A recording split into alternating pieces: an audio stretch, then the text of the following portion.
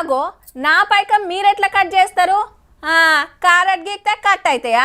చెల్ నాకు ఇవ్వాల్సిందే. ఇదేంది సారు, పోయిన నెల 10 రూపాయలు, అంతకు మునుపు 5 రూపాయలు ఏవో ఛార్జీలను వేసిండ్రు, మేమెందుకు కట్టాలి? మీరేమన్నా మాకు ఎక్కువ తక్కువ మిత్తి కట్టిస్తున్నారా? అరే మినిమం బ్యాలెన్స్ లేదని 200 కట్ చేసిండు. నా పైకం నేను తీసుకున్నా, అలా ఏమన్నా తీసుకున్నానా? గిట్లనే ఉంటారు చాలా మంది. అకౌంట్లో 1 రూపాయి తేడా వచ్చినా అస్సలు ఊకోరు. మరి గిదేంది?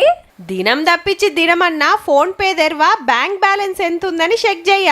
అకౌంట్లా ఎంత ఉందో అని చూసి అవసరం ఉన్నప్పుడు గుంజుడాయి మరి. కానీ కొందరు ఆ పైసల సంగతే మర్చిపోయిర్రటబ్బా. అట్లని 1000లో లక్షలో కాదు, 2200 కోట్ల రూపాయలు గసొంటి 80 లక్షల అకౌంట్లు ఉన్నాయట మన తెలంగాణలో.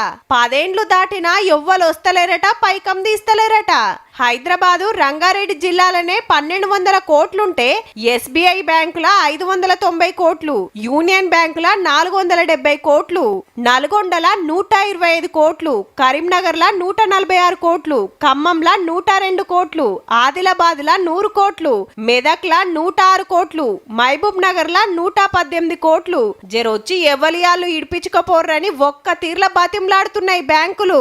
డిసెంబర్ 31 తారీఖు లోపల తీసుకోకుంటే అవటేగా పెద్ద బ్యాంకుకు పోతాయట. మరి డిపాజిట్ చేసి కొందరు ఆ స్కీమ్ అని ఈ స్కీమ్ అని కట్టి కొందరు అటెన్క మర్చిపోతారు. గా చిల్లరనే గీ పైకమంతా ఒకలాలు లేకుంటే వారసులు సర్టిఫికెట్ చూపించి తీసుకోవచ్చునట. అట్లని దొంగ కాయిదాలు పెడితే కేసులైతే సుమా. ఓ పారి మంచిగా ఆలోచన చేసుకోర్రి. గట్లే మీ పేరు మీద గిట్లుంటే జప్పున బ్యాంకుకు పోయి తెచ్చుకోర్రి, లేకుంటే ఉత్త పుణ్యానికి పోతాయి మళ్ళా.